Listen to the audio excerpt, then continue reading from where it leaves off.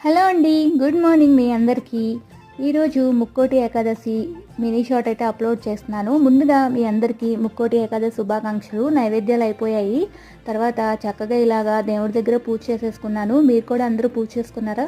తర్వాత matching outfits వేసుకుని నేను మా హస్బెండ్ టెంపుల్కి వెళ్దామని అయితే ఫిక్స్ అయ్యాము. సో అలా చూస్తూ ఉండగానే శ్రీ కూడా స్కూల్ నుంచి వచ్చేసాడు. తర్వాత ముగ్గురం కలిసి చక్కగా టెంపుల్కి వెళ్ళి దేవుడి దర్శనం అయితే చేసుకున్నాము. లేట్ అయిపోయింది, దర్శనం చేసుకోగలుగుతామా, టెంపుల్ క్లోజ్ చేసేస్తారా అని రకరకాల క్వశ్చన్లతో బయలుదేరి ఫైనల్గా అయితే చక్కగా దేవుని దర్శనం చేసుకున్నాము.